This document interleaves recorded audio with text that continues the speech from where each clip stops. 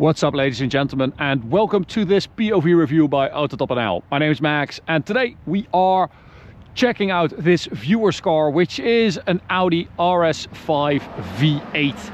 This is a crazy V8 RS5 with a custom exhaust that sounds absolutely insane. So today I'm going to show you around it. We'll take a quick look at the spec and the modifications, and then we'll take it for a drive towards the Autobahn for an Autobahn blast. So, RS5 V8. This is a facelift model, if I'm not mistaken, and that means that we've got a 450 horsepower, 430 Newton meter, 4.2 liter V8 at the front. After this version, it was replaced by the B9, of course, with the 2.9 liter V6 turbo, which is a great car, probably a better car in almost every way, except one, which is just the experience. The sound is incredible, the drivetrain is great, 8,250 RPM, and yeah, it's just a glorious car. I think it still looks very good as well. I think it's a handsome car.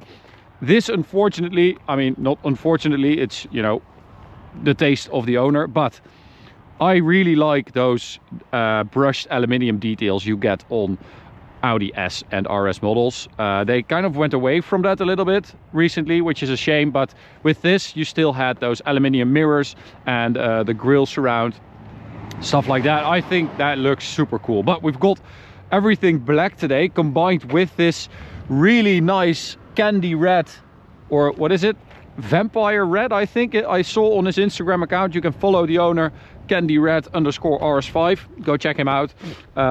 But it's a very nice color, and it's a good quality wrap as well, because you can actually see, you know, when the sun hits it, that looks like proper paint. So that is a nice wrap. Black accents, as I said, like the grille, and that is a nice touch. So also wrapped the little RS badge there with a Maxton design front splitter, again with a little red stripe there. I think it's a really good looking front. Then we've got these Rohana wheels. These are 20-inch, 285 tire at the front. I think it's also lowered. I'm pretty sure it's lowered. And we've got matching brake calipers as well. It's quite a heavy car. So the facelift is 1690 kilos. The pre-facelift was 1725, which is quite heavy for, you know, not a super large coupe. Also down to the fact that you've got four-wheel drive, of course, and a big V8. Yeah, what are you going to do about that? Nothing. Maxton design side skirt, Maxton design diffuser as well, or just this little side part, I think. But we do have more red accents there, and then we've got a custom exhaust. Let me see if I can show you. I don't think so. It's a little bit too wet to get on the floor, but oh, there it is. I hope you can see that. There it is. So it is basically straight from the cat back when you have the valves open. If you have the valves closed, you still have the back box here that has the valve. So it's still very civil when you have the valves closed, actually. I like that. But when you open them, all hell breaks loose. It really does. And we have this spoiler here, this sort of super aggressive gurney flap, which is like straight up basically, which does hurt your top speed, I think, because that is a lot of downforce, or a lot of drag, I should say. So engine wise, oh my god, look at how far forward that engine is. That is so insane. It's basically in front of the front axle. That's crazy. So it is definitely front engine. This is the V8, the 4.2 liter naturally aspirated, 450 horsepower, as I said, 430 Newton meters. And apparently they improved the version when they introduced the RS5, because you have twin intakes, and the RS4 struggled to actually deliver that 450 horsepower apparently, and they improved that with this version. It's linked to a 7-speed dual clutch S-tronic gearbox, and yeah, it's just an amazing engine. So let's get in. Beautiful interior as well. lovely seats, not super supportive, but very comfy. And I also think that they did this perfectly. When this car was introduced and when they pitted it against the C63 AMG and the BMW M3 or M4, M3 back then, they were always kind of like, yeah, but the M3 is a better car, it drives better. But I always thought that this was a little bit of a different setup and a different aim. It was aimed at different people, but also they didn't really want to be a, you know, head-to-head competitor with an M3 in that respect. It's got four-wheel drive, it's set up, it's much more comfortable, and it is more a very sporty GT, in my opinion, than a true sports car. And I think in that respect it is very, very capable. It's a nice interior. I like, you know, all the button layout is good. I think it's a good looking interior still to this day. Beautiful steering wheel as well with a flat bottom here. Not too many buttons on it, which is great. And yeah, I think it's just it's a very successful car, this. I think they kind of nailed it. We also have beautiful analog dials, love that, which is, it might be the thing that I'm missing most in modern cars, just a beautiful dial to look at. You're always looking at those dials, and every time I get in a car from this era, I'm like, oh, such a relief. It's like, oh, finally. So, enough complaining. Carbon fiber here on the center, on the doors as well. Yeah, it just works. Still, after, I don't know, 10 years plus, probably it's still good. So let's start it up. We'll do that in dynamic mode. So valves open.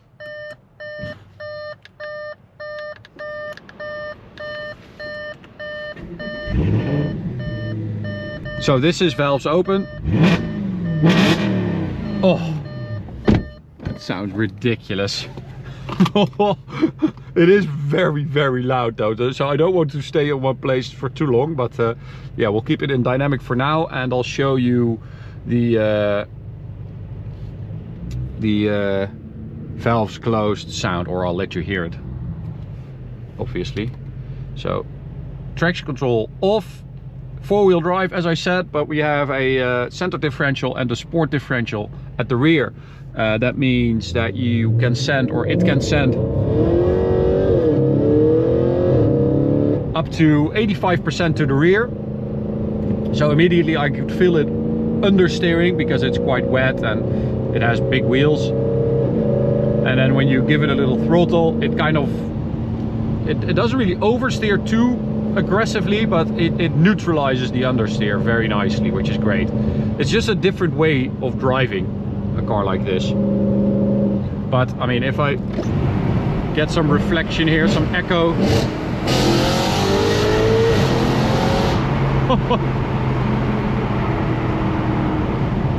That's pretty ridiculous.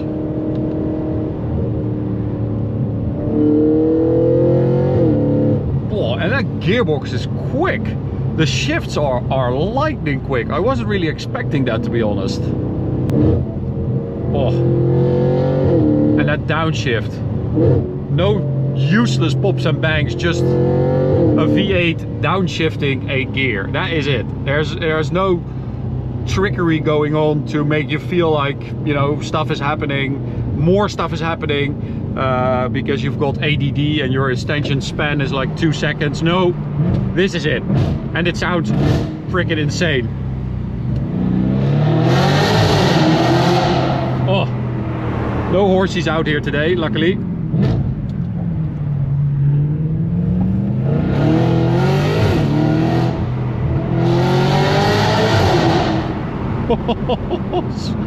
It's so stupid. Oh man, oh man, that is ridiculous. So the cool thing is that, you know, when this car came out, everyone was like, yeah, the V8 is nice, but it doesn't really handle that well, and it's a bit understeery, and yes, it's very comfortable, but it can compete with an M3. And now, I mean, everyone, and now I'm driving this, and all I'm thinking about is, wow, I've got analog dials, and wow, I've got a naturally aspirated V8 that sounds like this and revs like this, and a quick gearbox, and I've got nice seats, and I don't care about all the other stuff. There was such a, like, every generation had to be faster and more complex, and you know, oh, we've got F1 technology in our cup holders, and I don't know, the kind of nonsense that I heard. But that's not what driving is about, and especially recently you see with modern cars that, you know, that's not what driving is about. This is what driving is about. Launch control. Oh. Oh. It just keeps revving. It is so crazy, and that launch control is great. A lot of RPM, and it just dunks it, and then you've got 4 wheel spin basically, and it hooks up. Oh, this is, I need to drive cars like this, you know, sometimes, a couple times a year, just to remind myself of what cars can be and what cars are about. Just getting a little gap to that Polo there.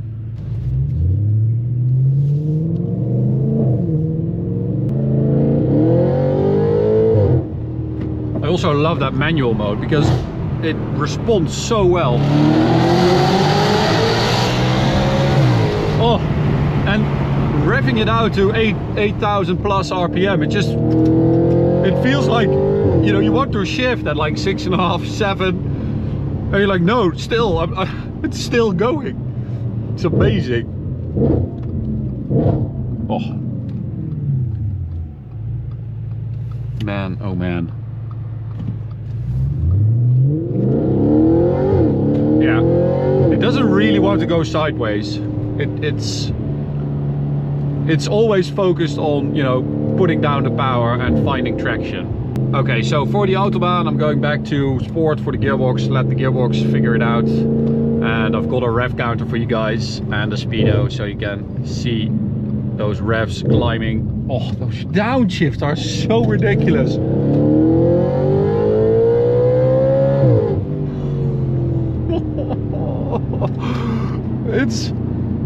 It's not even that quick, but I don't care. It's just so good.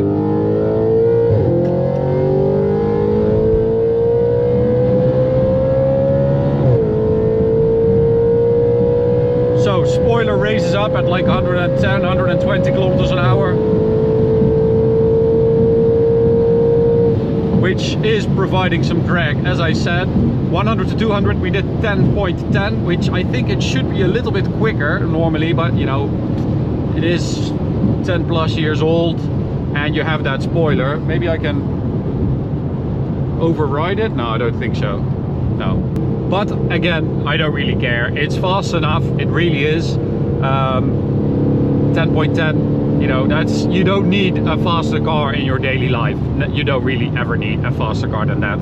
And the way it gets up there, you know, with this drama, I mean, yeah, this is pretty hard to beat for, you know, drama wise, pound for pound, this is pretty hard to beat. So I've got Martijn up on the bridge, he's over there, flooring it now. So we've got some sound for you guys as well.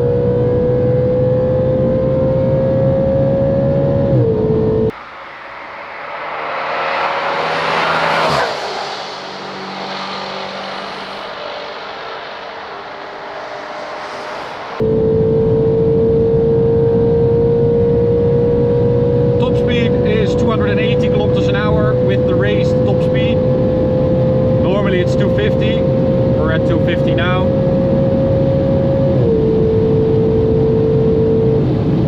That's 266, going to let off there. For a couple reasons. I saw this car over here. But I also think that they have a big police thing going on here. So I'm going to close the valves.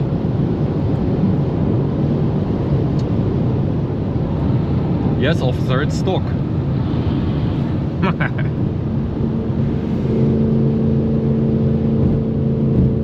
So that also gives me the chance to let you guys hear what it sounds like with the valves closed. This is, yeah, it's a little bit louder than stock, I would say, but it sounds nice and deep, but you don't have that top of its lungs scream anymore. So this is perfectly fine. This is doable for longer journeys as well, but let's just open them up.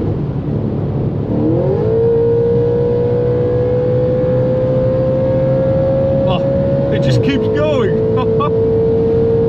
Incredible.